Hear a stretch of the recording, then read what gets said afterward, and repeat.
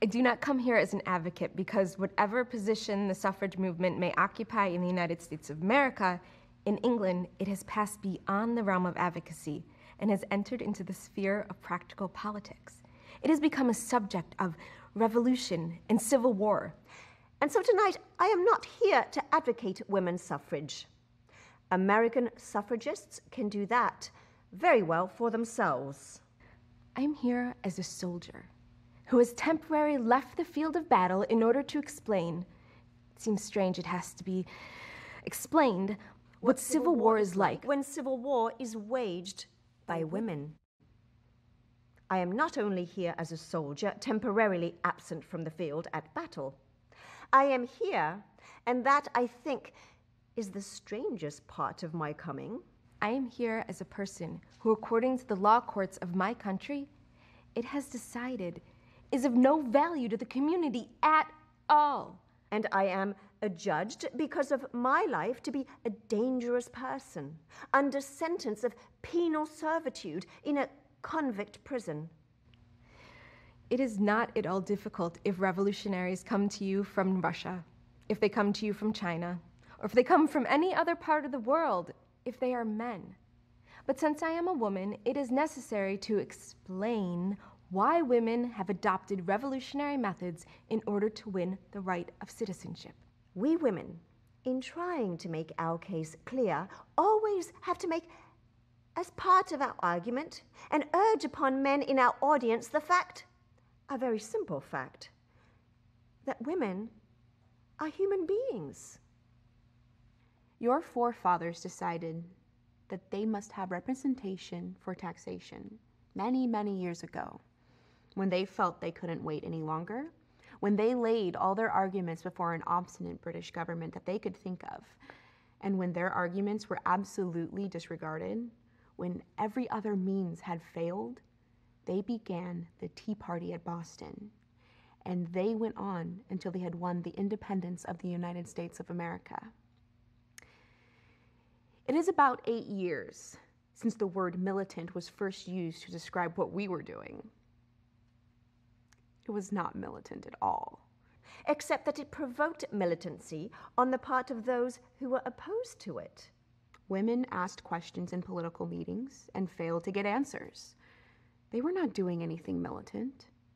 In Great Britain, it is a custom, a time-honored one, to ask questions of candidates for parliament and to ask questions of members of the government.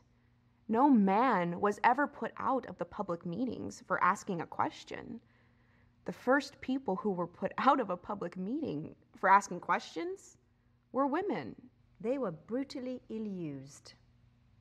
They found themselves in jail before 24 hours had expired. Well, in our Civil War, people have suffered. But you cannot make omelets without breaking eggs. You cannot have civil war without damage to something. The great thing is to see that no more damage is done than is absolutely necessary. That you do just as much as will arouse enough feeling to bring about peace, to bring about an honorable peace for the combatants. And that is what we have been doing. If you're dealing with an industrial revolution, if you get the men and women of one class rising up against the men and women of another class, you can locate the difficulty. If there is a great industrial strike, you know exactly where the violence is and how the warfare is going to be waged. But in our war against the government, you can't locate it. We wear no mark. We belong to every class. We permeate every class of the community, from the highest to the lowest. And so you see, the men in our country are discovering it is absolutely impossible to deal with it. You cannot locate it, and you cannot stop it. Put them in prison, they say. That'll stop it. But it didn't stop it at all.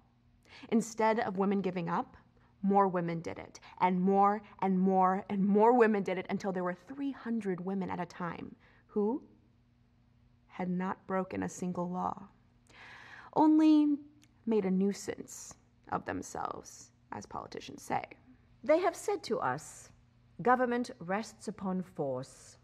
The women haven't force, so they must submit.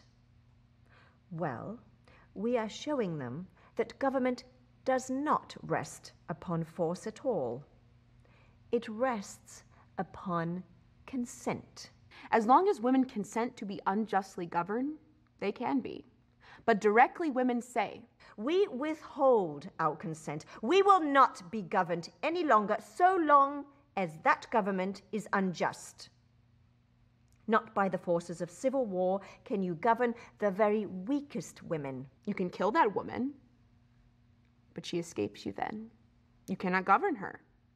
No power on earth can govern a human being, however feeble, who withholds his or her consent. Now, I want to say to you who think women cannot succeed, we have brought the government of England to this position. that it has to face this alternative. Either women are to be killed or women are to have the vote. I ask American men in this meeting, what would you say if your state were faced with this alternative? That you must either kill them or give them their citizenship. Well, there is only one answer to that alternative. There is only one way out. You must give those women the vote. You won your freedom in America when you had the revolution, by bloodshed, by sacrificing human life.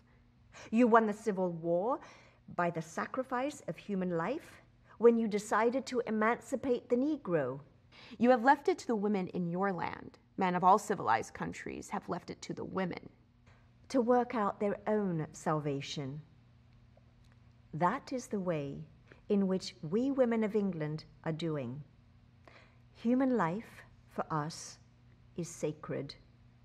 But we say, if any life is to be sacrificed, it shall be ours. We won't do it ourselves, but we will put the enemy in the position where they will have to choose between giving us freedom or giving us death.